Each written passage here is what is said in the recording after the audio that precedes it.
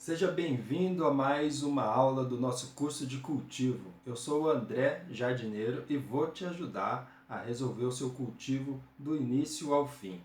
Hoje é a nossa segunda aula do curso. Ontem nós falamos de germinação, falamos um pouquinho de semente, como escolher a semente. Hoje eu vou, antes de começar, falar os tipos de plantas que existem, tá? Porque você vai ouvir vários termos aí. Então vamos lá. Você vai ouvir falar de sativa, índica, ruderalis, cânhamo, híbridas, feminilizadas, automáticas, planta macho, hermafrodita. São todas da mesma família.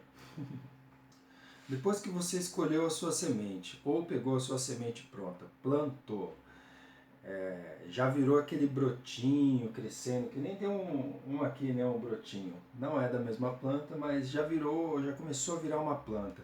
Esse período vai de 15 a 20 dias. Então 15 a 20 dias a gente vai jogar ela para o substrato e aí? Aí precisa saber onde que você vai fazer essa planta crescer. Nesses primeiros 15 a 20 dias, pode crescer com qualquer lâmpada que a gente já viu. Lâmpada fraca, pode ser lâmpada halógena, pode ser lâmpada fluorescente, pode ser lâmpada de LED, qualquer uma para esses dias iniciais aí a planta tá ok. Agora ela vai entrar na fase de vegetação, é o período vegetativo. Aí ela vai precisar de um pouco mais de luz para crescer. Ambiente indoor. Vamos montar agora o ambiente ideal para essa planta crescer. Esse ambiente ele tem que ser ventilado, tem que ter uma estrutura para você instalar essa iluminação, tem que ter, além de ser ventilado, uma boa troca de ar, né? Entrar ar novo de fora da casa ou do ambiente e esse ar ser colocado para fora. Então, quando a gente vai fazer dentro do ambiente interno, a gente tem que se preocupar em transformar aquele ambiente com as mesmas condições que a planta teria se ela estivesse no ambiente externo, que é o ambiente natural dela. Então você tem que preocupar com a iluminação, a troca de ar e ventilação. Então troca de ar e ventilação são coisas distintas para você colocar no seu ambiente interno. Se o seu ambiente for um quarto, uma sala, um banheiro, um cômodo, ele é mais fácil de ter ventilação e circulação de ar. Dependendo da casa, da posição desse cômodo, a própria divisão dos cômodos já tem um corredor de ar. Então tem ambientes internos que você abriu janela, abriu porta, já tem um corredor natural de ar que facilita essa troca. Agora, se não tem, você tem que fazer, né? Então são casos das barracas, né? Que a gente tem que instalar mesmo um exaustor para tirar o ar lá de dentro e ventiladores com exaustor também para puxar ar para dentro do grow. Então o interessante é que quando está numa cabine fechada, esse ar venha de fora da casa, né? Então, no vídeo que vocês viram aí do cultivo indoor, vocês viram que ele tem a barraca, né? E essa barraca, os dutos de ventilação estão ligados na janela. Para quê? Para puxar um ar que vem limpo de fora e para jogar esse ar para fora também do cômodo. Então é muito importante ter essa troca de ar. Essa troca de ar acontece por quê? Porque a planta precisa de gás carbônico. Então, ela precisando de gás carbônico, a forma natural de dar gás carbônico é trocar esse ar, esse carbono livre que está no circulando. É o mais fácil do que você administrar gás carbônico para uma planta, ou ficar procurando nutrientes que tenham carbono para ela. Tá? Agora, no ambiente outdoor, a gente não tem essa muita preocupação com esse gás carbônico em si, mas tem também. Se o ambiente externo é um local que não circula vento, você tem que fazer um jeito de passar um vento por ali, né? Coloca até ventilação, um ventilador, né? É importante e necessário às vezes. Então, varandas que não circulam ar, você tem que fazer esse ar circular para você plantar.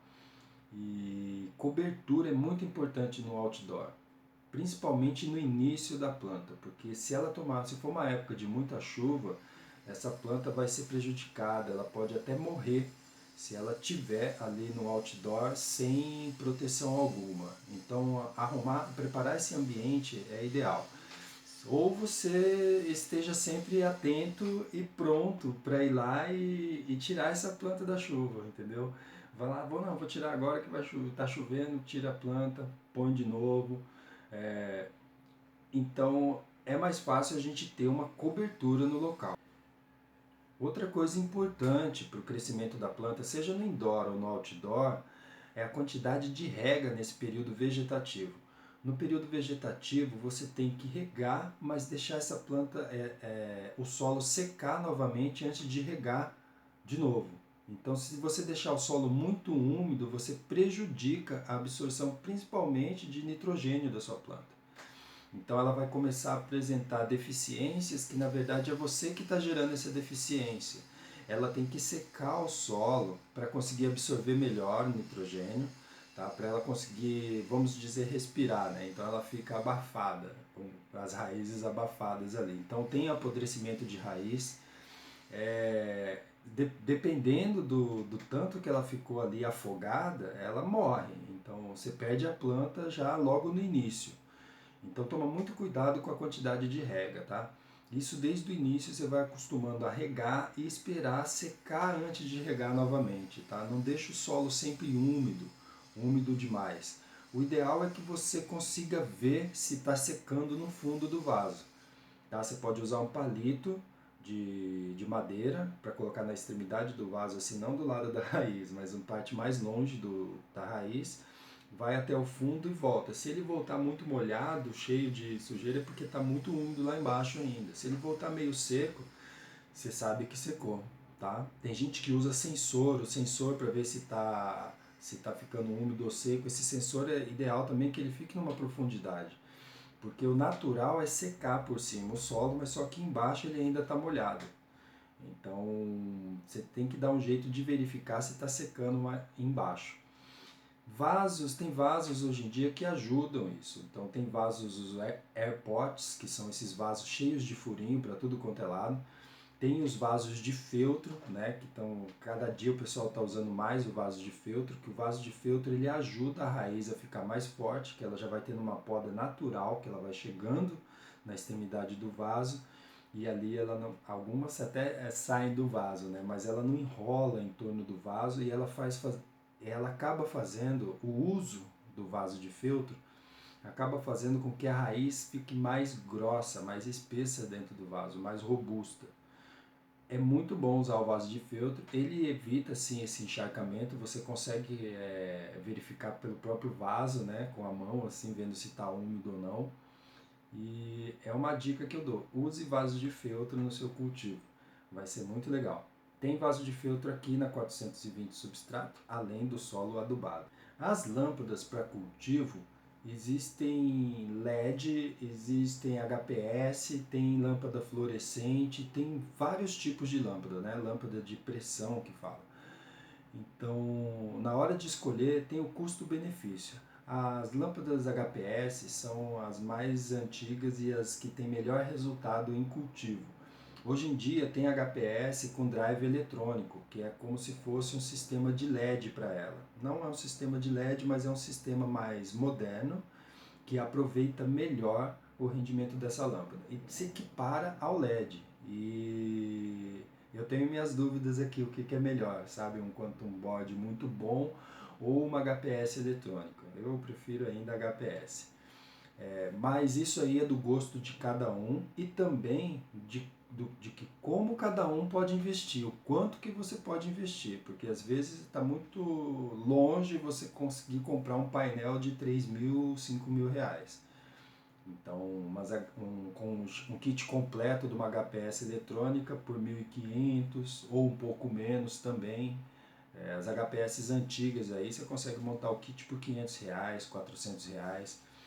Aí o consumo é alto, então tem que avaliar isso na hora do seu cultivo, né? Você vai investir alto no LED, mas só que ele tem mais durabilidade e tem um consumo mais baixo. Então, ao longo de 2 anos, você vai gastar menos do que se você comprar uma HPS antiga, que é mais barato, mas só que ela consome o dobro do LED para você conseguir fazer a mesma produção ou HPS antiga comparada com HPS eletrônica. Então tem que saber avaliar isso. Você vai investir mais no início, só que ao longo do tempo esse gasto é reduzido. Enquanto uma você vai gastar R$ 300 de energia por mês, na outra você vai estar gastando R$ 150 por mês. Então, na hora de avaliar o que montar para o seu cultivo, quais estruturas comprar, você tem que avaliar esse custo-benefício. Tem que usar a calculadora e fazer uma conta que te favoreça, tá bom? Vou deixar no material, vai estar todos os tipos de lâmpada, não vai estar preço, então você vê o tipo de lâmpada ali, pelo nome você pesquisa, joga na internet, vê quais são as possibilidades que tem. E para esse cultivo, as lâmpadas mais fortes fazem toda a diferença.